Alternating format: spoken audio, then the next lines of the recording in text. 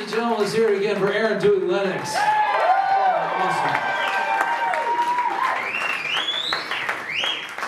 All right, they gotta fire up a damn vinyl machine to record this next set. So even if, you know, it's not funny, you gotta laugh really hard because it's going on a record. But it's gonna be fucking funny because it's Billy Wayne Davis. So listen, I'm about to introduce him. I always say the name too soon. All right. So this guy is a good friend of mine. We started doing stand-up at sort of the same time in a way in Nashville, Tennessee. And they call him the thinking man's hillbilly, which is a bunch of bullshit. He's just a smart dude. And so get ready and put your hands together for Nashville's own Billy Wayne Davis.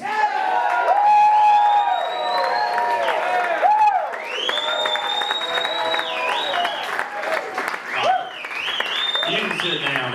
It's just on audio.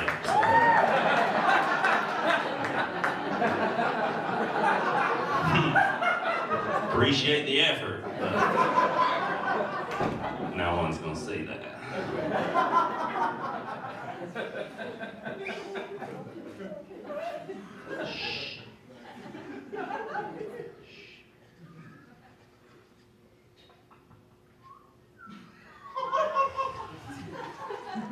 See, that's like when people put it on and then they put the record on and then they go to sit down. It's just silent and they'll be like, what the fuck?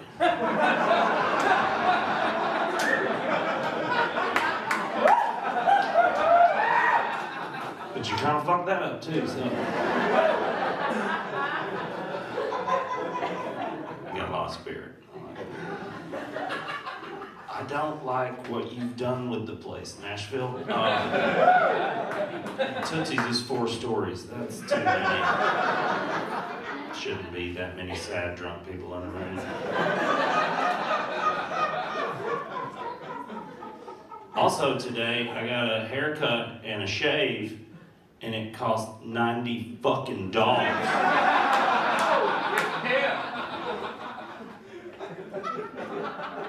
It's not a joke. Never fully understood murder before, but I was like, oh, I see the possibility.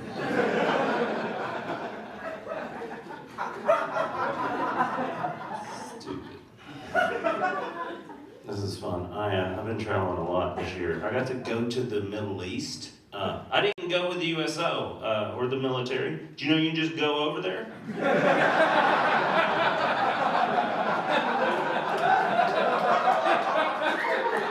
You should. But you can.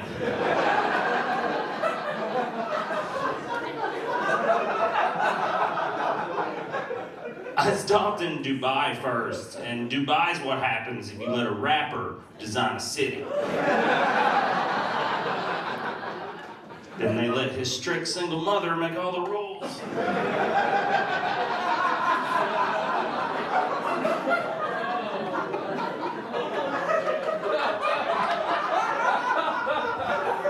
It's confusing. It is. Because you get over there and like, we're going to party our dicks? No, not at all? Okay.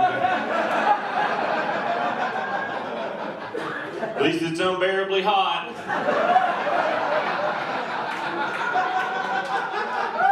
At night.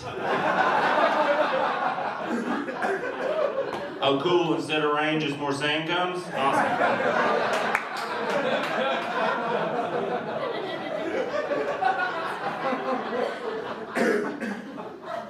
Went to Bahrain next. I don't know if you guys have done stand-up comedy in the Middle East.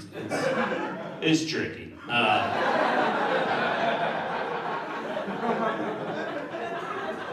In Bahrain, I toured the Grand Mosque, which is a beautiful building, and the tour guide kept pointing out beautiful tenets of the Islamic faith, and he kept pointing out they don't worship idols, how beautiful it is. You don't see pictures of Muhammad like you see pictures of Jesus everywhere. And I was like, solid blunt. And then I toured the King's Palace, and he's Muslim, and that night, I went to the lady who booked us to do stand-up, and I was like, hey, I'm familiar with the region's history of reaction, and is there anything I should or should not say tonight?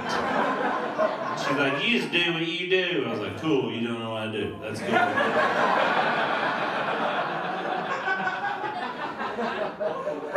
So I did what I did, and I pointed out that yes, that is a beautiful tenet of the Islamic faith that they don't worship idols. But the king is Muslim, and that motherfucker's picture is everywhere. Nobody laughed. Just one dude in the back was like, boo. I was like, is that my time? He's like, that's one way to put it.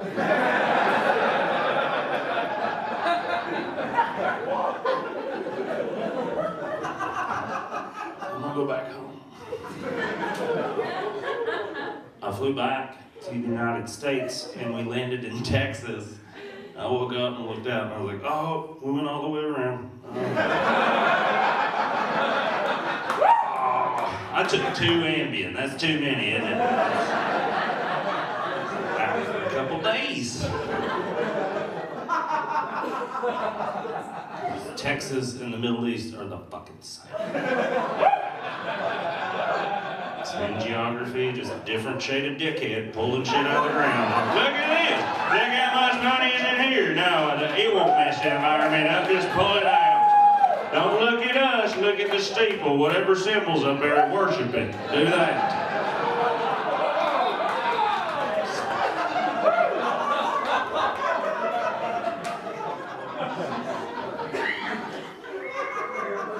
It's very similar. I had to go through Texas to get here. I stopped at the border in El Paso. This old man was stopping every car when we got to the border now. I don't know if you've seen that old man in uniform in El Paso, just like, whoa. Hey, coming in hot. Come on, man.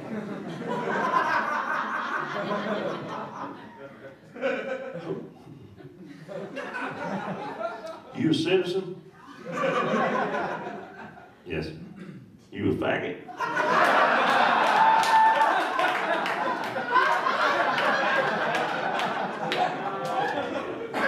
No, sir. He's like, well, get your ass on in here.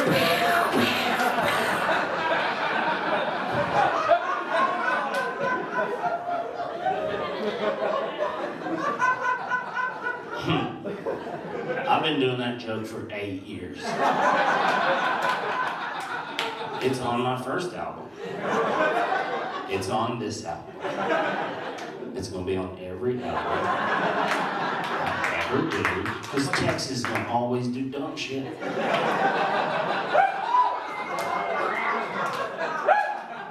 That's their thing.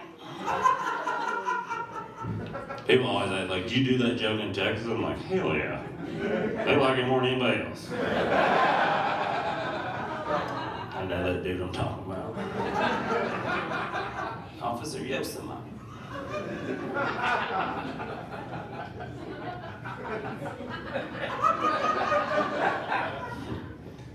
At the club I was playing at in Texas, they had a fake brick wall behind me instead of pegboard.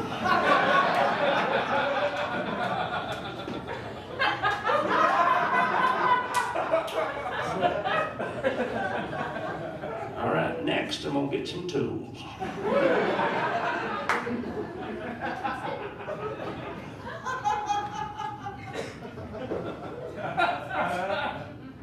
No one I said in Texas, I turned around and was like, this isn't real brick. It's a facade.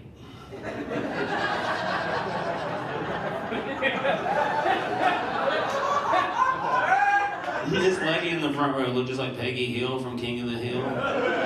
She was like, sir, it's pronounced facade. Just like, no, you're probably not going to enjoy the show.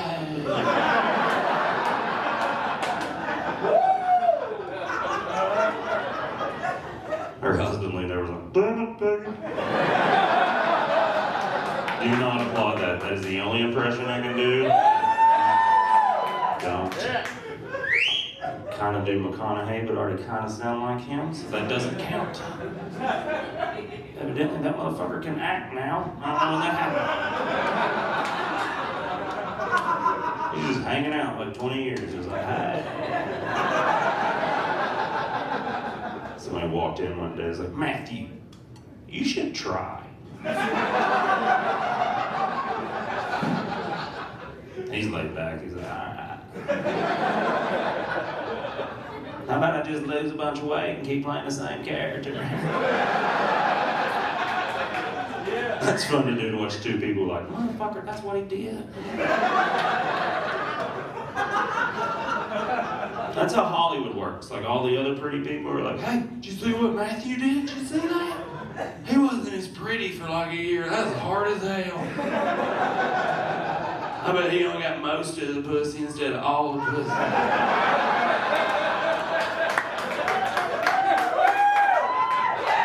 There's a statue.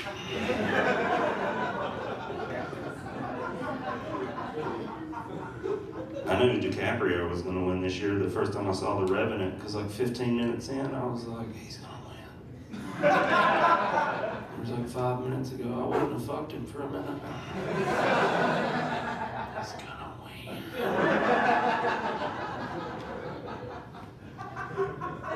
And they just give him a truckload of money to sell shit.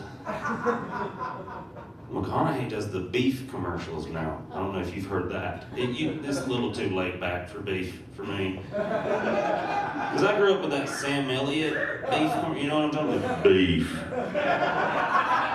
It's what's for dinner. Fuck yeah, it is.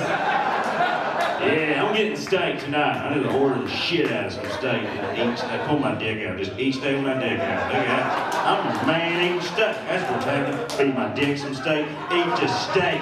Eat it. You're not a pussy. Eat the steak. We'll fuck something, then we'll take a nap, and then we'll shit for 30 minutes. My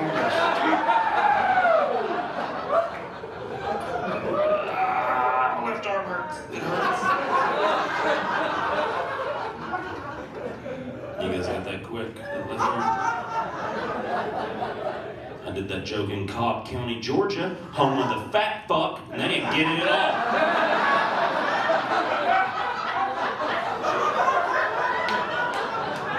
I stopped doing comedy, gave them a health lecture. That's what happened. I lost my cool. I lost it like that. Listen, you fat pieces of shit. Your left arm starts hurting me, put down the deep fried sweet tea, you're having a fucking heart attack. It's not toast you smell, your face is about to fall off. And you're right, I lost every fat fucking one of them when I said deep fried sweet tea. Everyone like, that's not a real thing, I feel like I heard about that. Why don't you order some toast, I'll deal with that fucking thing.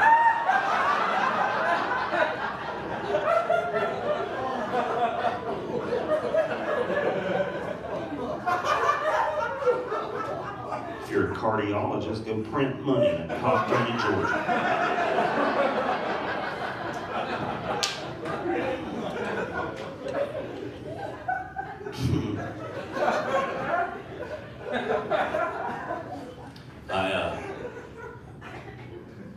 I'm from a small town in East Tennessee called Crossville. I know, my dad's here.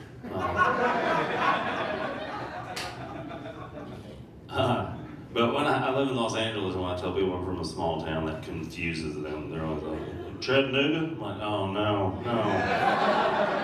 You have no idea, do you? Okay, here's a good example of how small the town I'm from is. When I was in 5th grade, my older cousin went to a field party, got in a fight, and killed a dude. When I was in high school, the dead dude's sister asked me to the prom.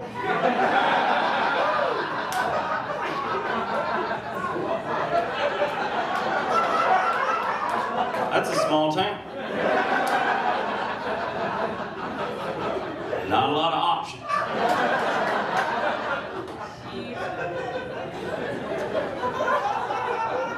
I had to decline her offer. Because my father made a solid point when he went, ooh, I don't know.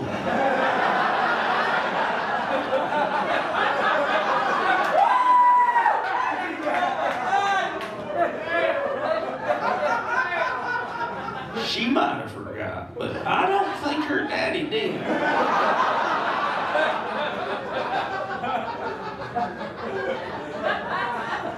People in the South love that joke so much. It makes people outside the South sad.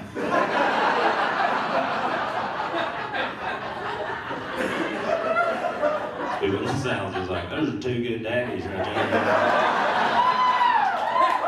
That's just solid parenting.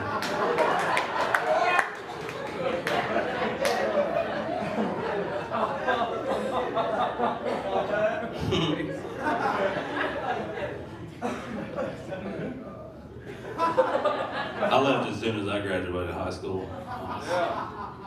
I go back to see my family, they still live there. But last time I was there, I ran into old friends that left like I did, and some friends that never left. You can tell who they are right away, because they gained like 1,500 pounds.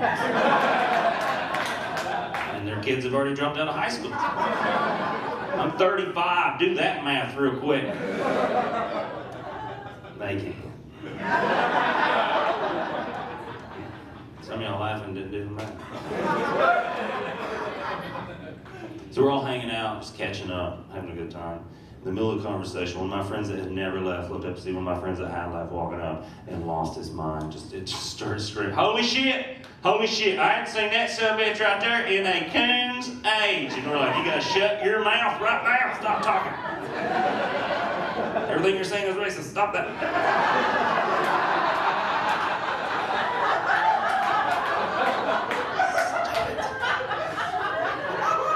But without missing a beat, he just scratches his belly like, I don't think it is. I've been saying that for years. Like, that doesn't help your argument at all. He's like, Google it, and he pulled out an iPhone, because anybody get one? And he typed in coon's age, and it turns out he was correct. Coincidentally, he was correct. The term coon's age comes from the 1800s, when people thought that raccoons lived forever.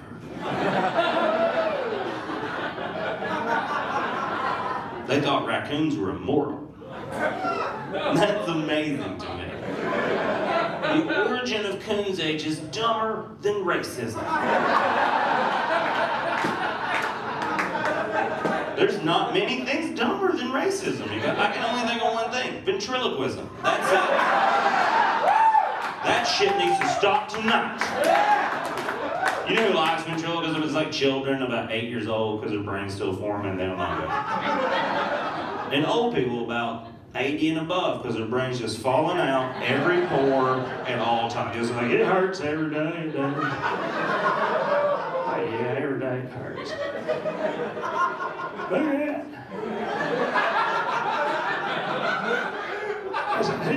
That's amazing. He's barely moving his mouth.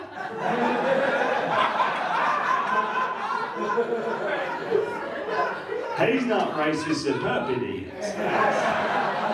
Makes it okay. Guess the puppet wrote the jokes. I went and played junior college baseball after high school. And if you're unfamiliar with junior college baseball and the hierarchy of baseball in general, junior college baseball is for like guys that are like pretty smart but okay baseball players, and guys that are just unbelievable baseball players, but if they wake up with their mouth closed, they're gonna die.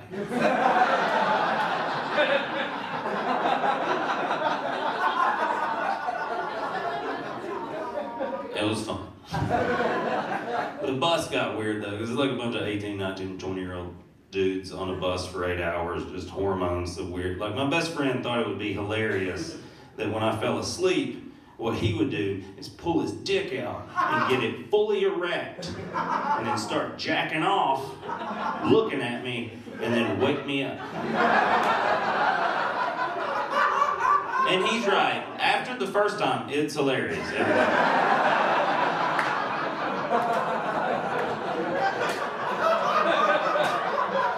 That first time though, you're like, oh, what?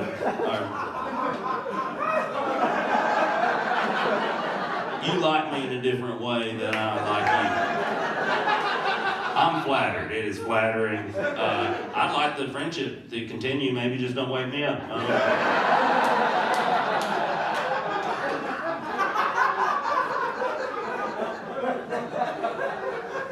It was like the 5th or 6th time he did it, and I finally looked at his dick, and he had a weird dick. And when your best friend has a weird dick, there's only one real reaction, and that's like, whoa, what the fuck happened to your dick, dude? When you say that, that attracts the crowd. Usually trumps anything else going on the bus. You wanna play spades? Hold on, we'll go check on that.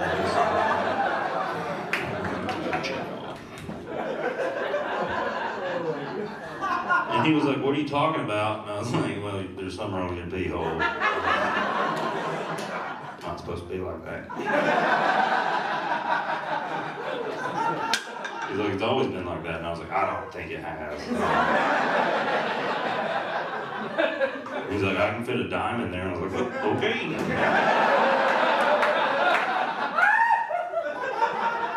He could.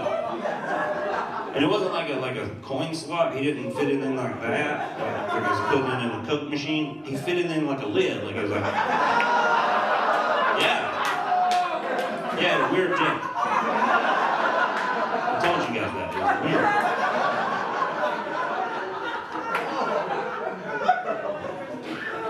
And then what he did next leads me to believe he's done that before.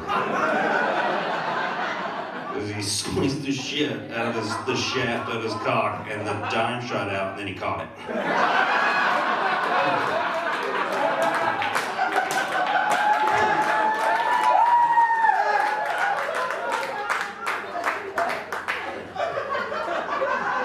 And then he tried to hand me the dime. I was like, no, you earned that. That's an honest dime.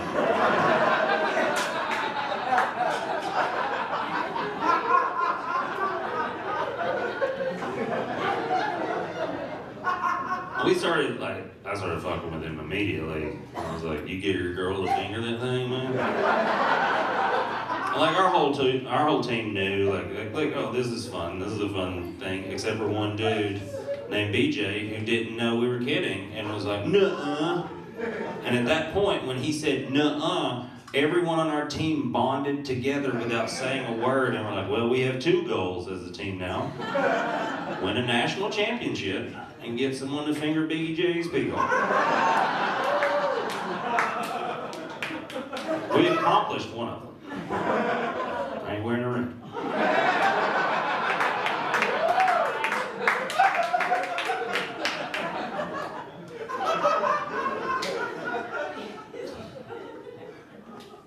It only took us 5 days. It was pretty impressive.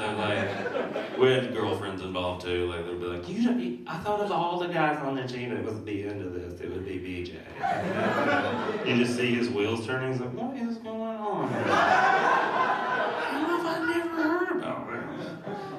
And he was like, one day he's like, okay, I'm having a party tonight. I got a girl, she's kind of freaky. She's going to come over later. She is into it. She's going to do it. So when she shows up, if you guys could skedaddle and kind of help make this happen, that would be great. And I was like, yeah, we can help out. She showed up. We just shot out the house like a SWAT team showed up. People jumping out windows. Just go. Just go. The next day, he's late for the game. We're standing there at batting practice. He's not there yet. I was like, oh, well, he's quit. She told him what was up, and then he's embarrassed. About that time, a little head came out of the dugout. Just doing this number. Sees me and my best friend and just starts sprinting at us. And I was like, he might have went through with it.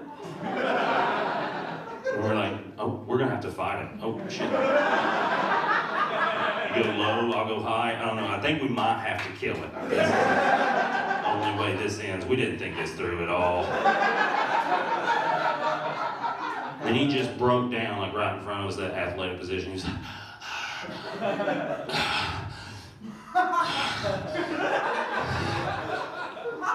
you guys think that feels good?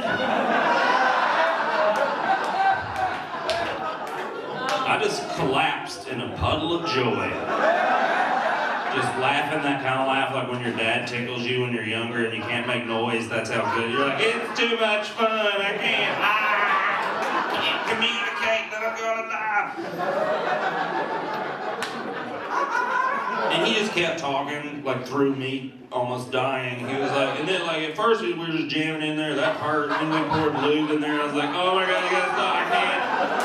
Then it felt like I just came and someone just kept touching the under part of my dick where I was like, you gotta stop doing what you're doing, I appreciate it. Appreciate what you're trying to do for me, but tell my mama I love her and I died the way I wanted.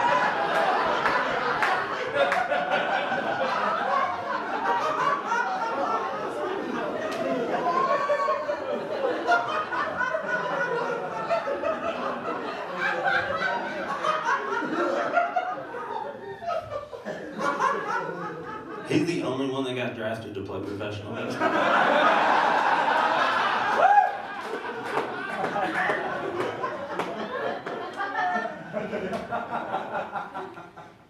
Because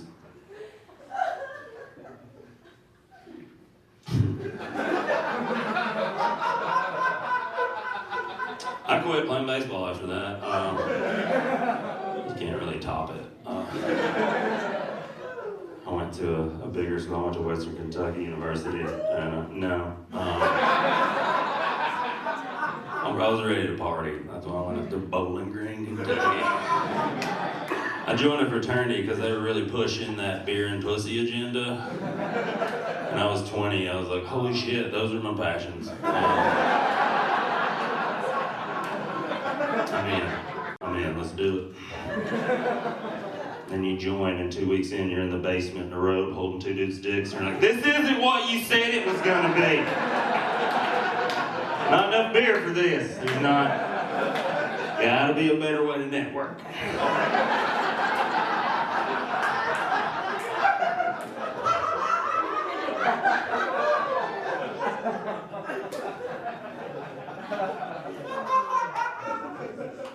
Give me shut up for a couple minutes. Is that what you want? Okay, well there's like old technology involved, so I have to like pause for like 3 minutes while something else comes in. I don't understand, but it's real cool in the end. Just do what the nerds say. It's really cool. It's like,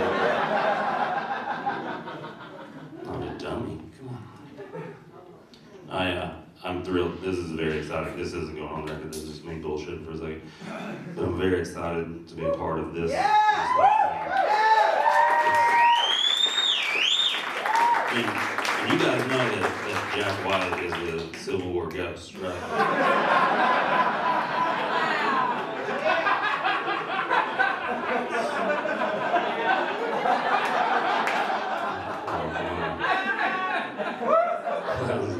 For a second.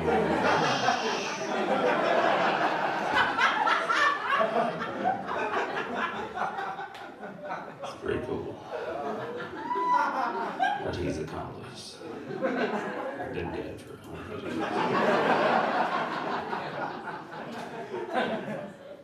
He explained why he's so good in Cold Mountain, though. Can you play a dude from the Civil War? He's like, yeah. I got this. Need a lot of makeup, though. I like that people work here like, he's gonna die. It's cool, it's not going on the record. Are we good? No, Nashville's stupid now. Hey, let's get on a big 19-way bicycle and drink.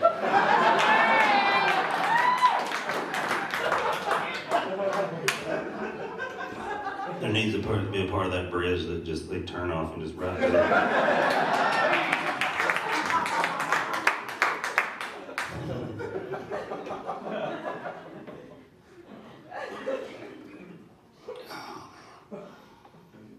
Just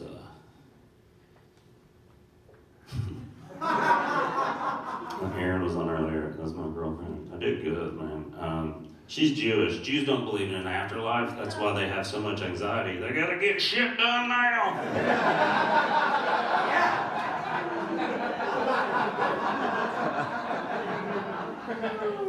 A lot of dead shit in here. That makes sense.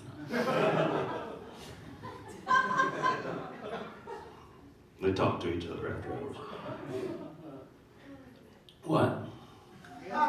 I can hear you because I'm a real person.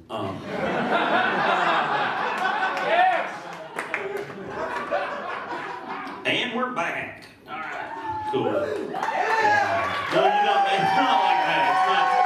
We're not live to tape like on a fucking studio audience, you fucking idiots.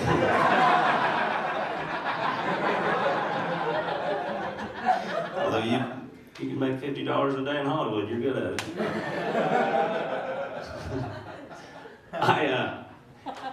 Being in school in Kentucky was fun because I like history and I'm a smart ass and those would converge a lot. One day I was driving in downtown Bowling Green and I saw this man on the courthouse steps in full Confederate uniform waving the fuck out of the Confederate flag. Like he worked at Liberty Tax Service.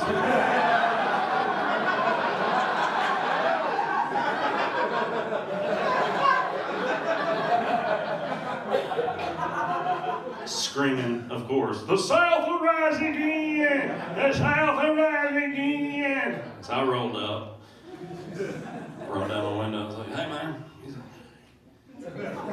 you know Kentucky fought for the Union, right? He didn't know. And I was not prepared to see a man lose his whole life philosophy. It was sad. It was sad. I couldn't stop. I was like, the South will never rise again because it never rose in the... I'm gonna just go.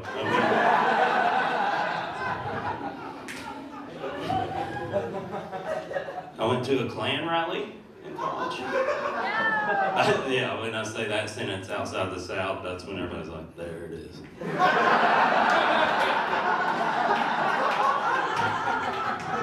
told you to wait. There it was. The people in the South understand you don't have to participate to like run into one of those.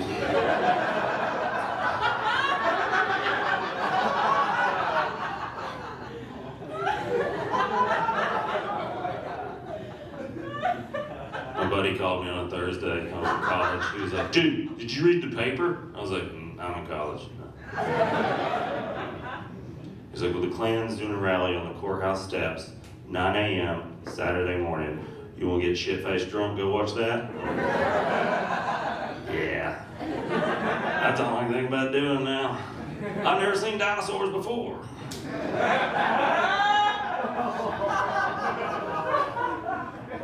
And we didn't just sit and sip beer and drink, we were in college, so we decided to play a drinking game. And what we did was severely underestimate how often they say the phrase, white power. That's like all I got. There's no new business at a Klan meeting.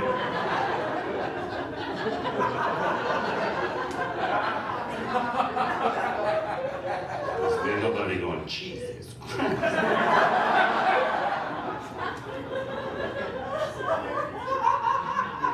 And I don't know why in my head I thought the Ku Klux Klan would have like a public relations specialist speaking for them. Or just a dude that had seen someone speak in public before. They didn't have that. They had half Sasquatch, half man in queen-size sheets. Low thread count. Didn't spend the money. Was it? It's not important to him. Screaming while rap metal played behind him. I was like, oh, that's who that music's for. Listen to this, dumb and hateful. That makes sense. So this is what I saw. It was just like, what power? Just me and my buddy like, they gotta stop saying it. Not even from ethical reasons, just our health at this point. It's getting ridiculous. Then I heard a human man say this into a loudspeaker. And I don't eat peanut butter, because it was invented by a Negro. All the beer came up. Like, it wasn't vomit, it was audacity. The beer was like, we make done, we gotta go meet our king. What said that? Daddy, we're coming home to be with you.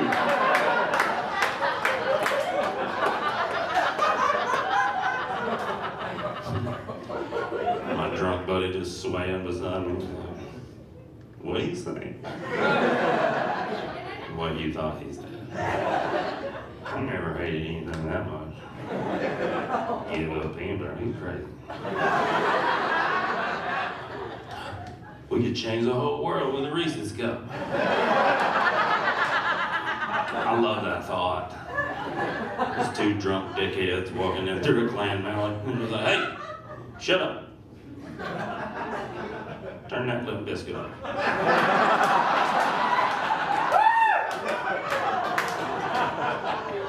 Try it.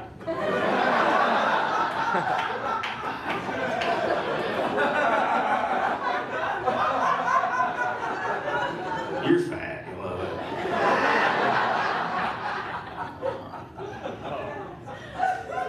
Uh-oh. Oh, I've been wrong about so much. This whole time I've been blaming the blacks because I'm poor, but they're poor too, and it's the rich people. And you know what, more than that, I'm just a dumb person, and I can't really articulate why we all have negativity inside of us because of the neutrons and the protons inside an atom, and I can't articulate that, so I just look at someone that just has a different color than me, I'm like, that's it.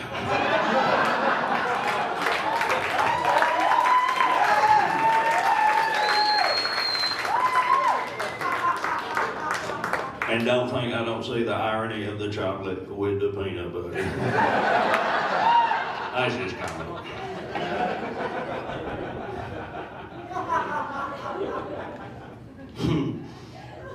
Holy shit.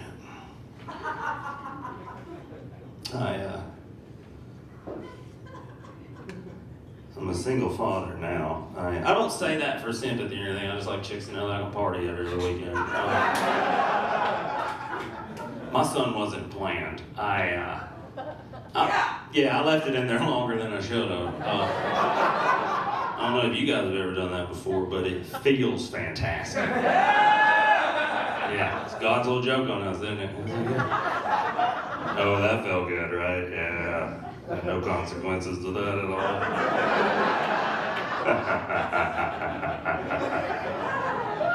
Moses, come look what I did. He's so mad, look at him. You're a dick. You're the God from the first half of the Bible.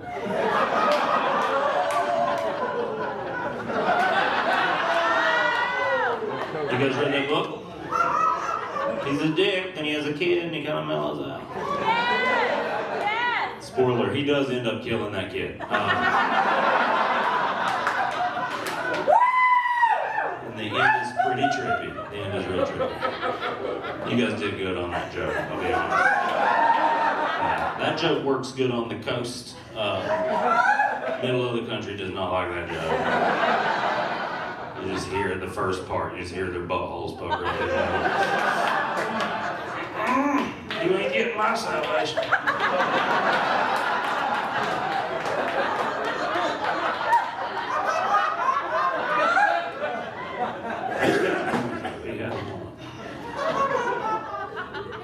Do you know that's where you keep your salvation, is in your butthole?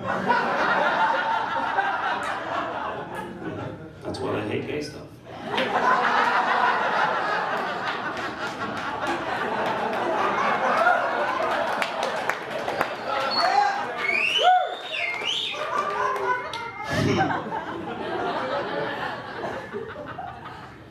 Holy shit, I'm fun.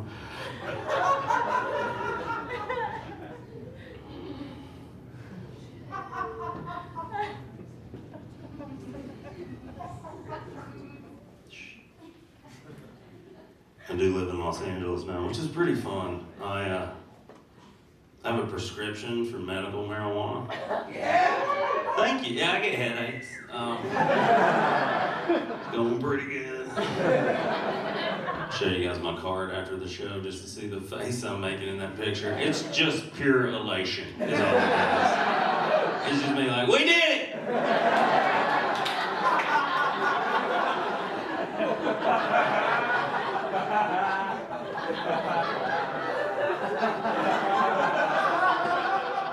The guy, he got mad. He's like, stop doing that. I can't make it. I'm so happy.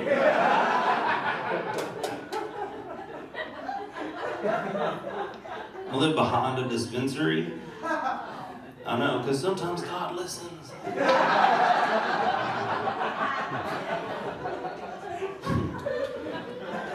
I get free pot from the dispensary because we share a parking lot. And sometimes people come to the pot shop, park in my spot, and I get mad as hell. Then the owner comes out and he gives me free pot, and I calm down.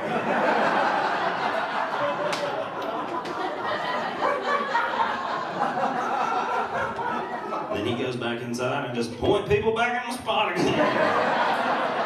I get mad. It's a vicious thing. I don't even have a car.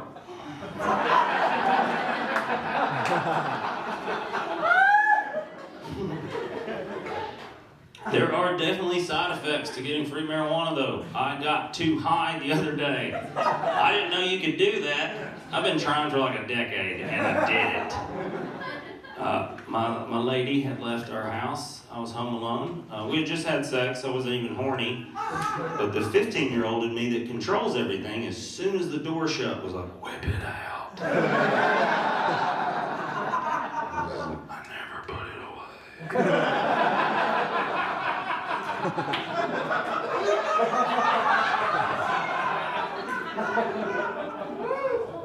And then I pulled out the bong, you know, the thing that's not allowed out when she's there. I'm gonna try to kill myself with this.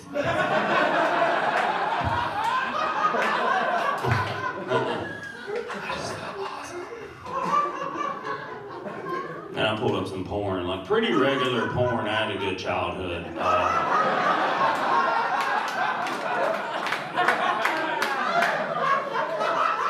I really like that joke because some people get sad. Like 2 or 3 people like, oh man. I wish vomit didn't make me come.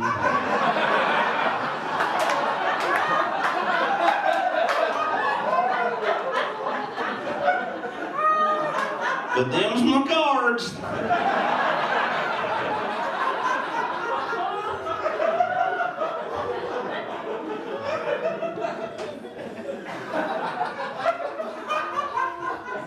It was about 2 minutes into me doing my thing, I realized I was too high to be doing what I was doing. God, I did not understand how 2 people would ever do that to each other. How are they not laughing? Oh my God, my favorite thing is ruining my other favorite thing. Oh, what do? I powered through and finished. Yeah, because Mama didn't raise a quitter. I didn't design that joke to thank my parents twice for raising me, but that's how it worked out. And I imagine that's not how they envisioned me thanking them either. Just across the land in front of strangers. I'm like, hey, Mom and Dad, 'cause you, weird stuff don't make me come. And sometimes when I smoke too much drugs and I can't come, I'll keep doing it till I can. 'Cause you taught me that.